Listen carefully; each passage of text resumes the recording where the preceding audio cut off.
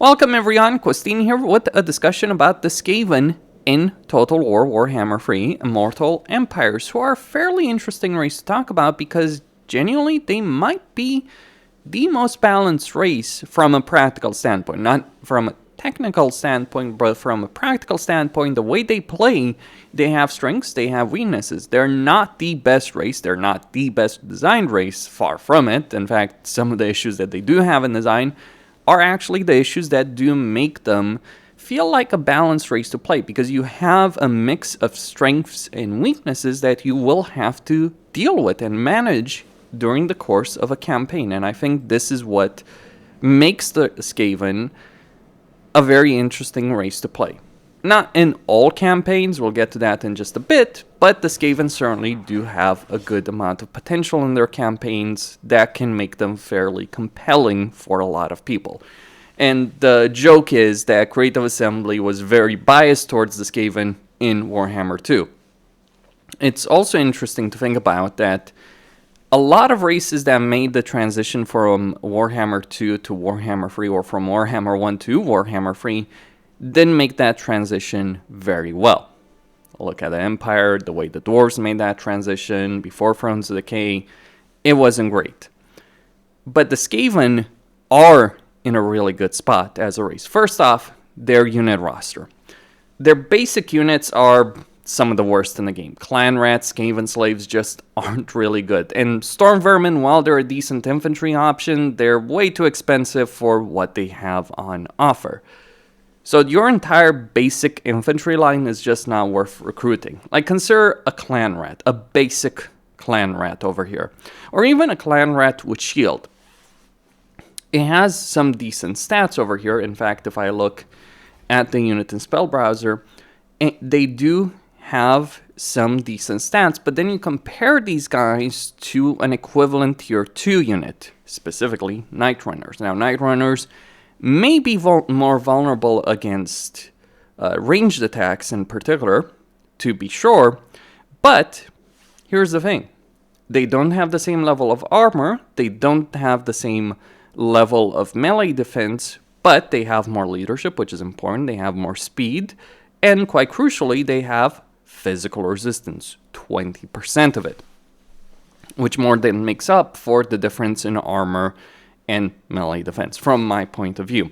So you end up in a situation where you're playing a race where your very basic units are not really worth recruiting, but a lot of the specialized units are worth recruiting, be it Night Runners, Gut Runners, Work Grinders, Death Runners, well, less so with Death Runners, I'd say, but Giselles, Poison Wind Mortars, the various monsters you do have as the Skaven, the many heroes that the Skaven do have. In fact, I'm pretty certain that Skaven have the most amount of hero types in the game, because you do have the Skaven Chieftain, you have the Assassin, you have the Eshin Sorcerer, you have the Warlock Engineer, you have the Plague Priest, and you have the Packmaster. That is a good amount of heroes over there to be able to recruit. To give you an idea, some races struggle to have like 2 or 3 heroes. The Skaven have 6 different heroes. Now, some of these do share capacity, to be sure, but they are unique heroes in their own right, and each of them can serve a different playstyle. And I think this is one of the more interesting aspects of the Skaven, because yes, on one hand, your basic unit roster is not really worth bothering with, absolutely, but on the flip side, you do get that significant benefit with these kind of specialized units, be it Guerrilla Fighters and the Gut Runners and Night Runners, the Flamethrowers, Warp Grinders, which can break down walls, which is a fairly substantial ability, the Artillery, the monster units. And the crazy thing about Skaven is that they're the best situated in a lot of ways, far more so than the vast majority of races in the game, to be able to take advantage of that roster. Because while other races may have instant construction for buildings, the Skaven can get settlements at any tier, provided they have food. And food is an interesting thing, because it is another resource that you have to deal with. You can use food, of course, for getting settlements to a higher tier, or you just take settlements as at tier 1. You're also the most likely to face rebellions when you're conquering a province, because when you occupy a settlement, you're going to loot and occupy a settlement. You're not just occupying it, which obviously does create some fairly substantial public order issues for you to deal with as a Skaven. But then you have food. At high level, it gives you benefits. At low levels, it gives you downsides. But you can use food to spawn clan rats in battles as a summonable ability. Menace from below. But food is not so easily earned. And there's an amount that you can have. And to increase that amount, well, you're going to need to do various things like doing research in a campaign. Economically speaking, this is also where Skaven are interesting to consider, because they do have a good economy, but that good economy requires them to get a lot of different buildings, all of which generate some level of income, and then get an arcane generator, which increases the income from all buildings province-wide.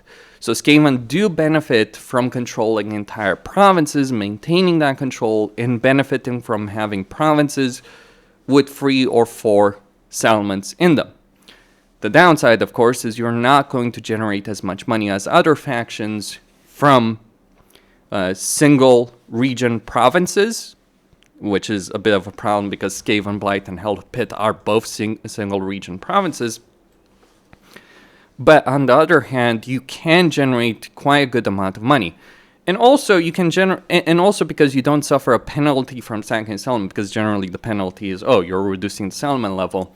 Well, Skaven don't care about that, because they're always taking settlements at whichever level they decide to, either level 1 if they're not spending food, or higher level if they are spending food. Furthermore, Skaven do have the ability of trading. But this is where we get into a problem that they have. See, a lot of people, a lot of factions do despise the Skaven. Considering the things that the Skaven have done in the lore, I'd say these are for bloody good reasons. So a lot of factions do hate you. So on one hand, you can benefit significantly from diplomacy, in particular in trade agreements, and also securing certain flanks. On the other hand, very few people are willing to trust you. Even fellow Skaven are not quite the most eager to trust you. You still have a -10 aversion. Maybe it should be higher among the various Skaven factions, but it is still something to worry about. So you have this mixed bag on diplomacy. You can benefit from it, but it is difficult to really take full advantage of it because, yeah, everyone and their mother distrusts you for a bloody good reason. I do think it is weird, though, that the Skaven playstyle, the best way to play the Skaven, is to not be Skaven at all. Like, recruit higher tier units, don't recruit trash as the Skaven do in the lore. Don't throw swarms of clan rats or Skaven slaves at an enemy, but focus on recruiting quality units. Ensure that the loyalty of your generals is secure, because you do have a loyalty meter to deal with, though it's not necessarily a problem. And also be a loyal and trusted ally, because getting hit in terms of reliability will genuinely screw you over. I mean, people are already predisposed against you as a Skaven. You don't want to make them guaranteed to declare war on you as the Skaven, because they pretty much are already going to do so. That is a bit weird, but maybe it says quite a bit about the Skaven and the lore that their usual tactics failed. So maybe this is just, a moral message, if you will, that in order to succeed, you basically have to abandon being a Skaven and be a better faction in order to achieve world dominance, which is the goal of all Skaven in the lore. Every single one of them. And that is saying quite a bit about them. Maybe that is the real criticism of the Skaven in the lore, that their backstabbing and untrustworthy ways have done far more harm to them than any good has come to them as a race, and that abandoning those quote-unquote principles is actually the road to success. Otherwise, you're doomed to fail. Maybe the chaotic nature should be a bit better represented.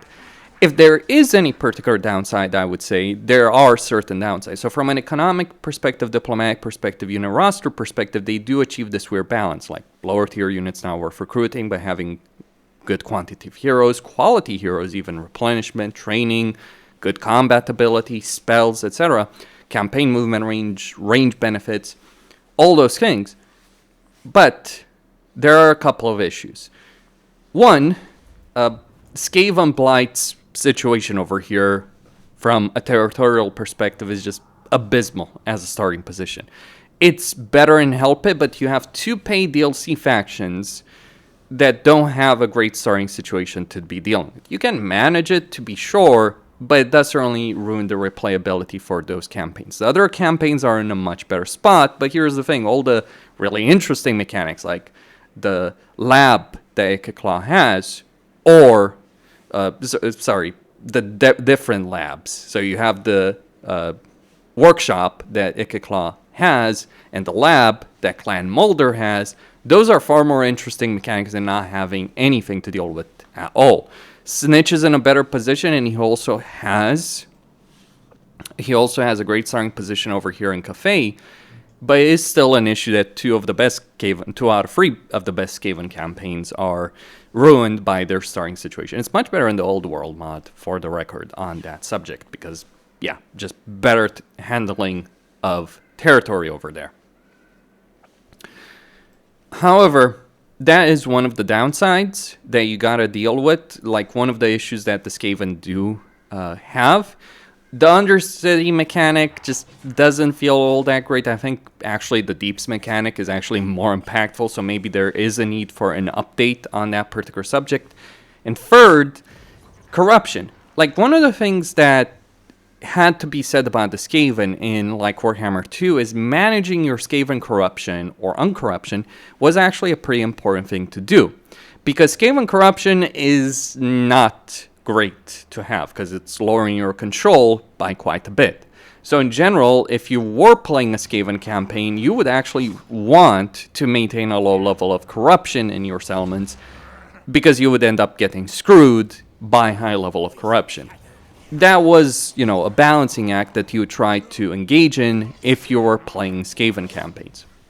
Problem is, due to the way that corruption works in Warhammer 3, and for the record, it is a much better system, but the downside of the way they've changed corruption is that it means that entire game that Skaven had to play is no longer relevant. Again, for every other race, the way corruption works right now is much better. It was always an annoying piece of shit system to deal with, as were the constant rebellions. So I'm glad that they did change it in Warhammer 3, but this is the one downside that we do have to deal with. So in some ways, Skaven could use an update in respect to this. Some of these systems could use an update. But I also have to say it, if nothing were to be changed at all, except like Help It and Skaven Blight situations, regions, etc., if nothing was changed besides that, Skaven would be in a perfect place to end Warhammer 3 in. Creative Assembly could not change or add anything to them as a race at all, and it would not be an issue. It would be nice to have more additions, Tankwall in particular, to be sure, but even if they do absolutely nothing more with them, it's clear that they've put already a significant amount of effort into the Skaven, and it has paid off. Costin, signing out.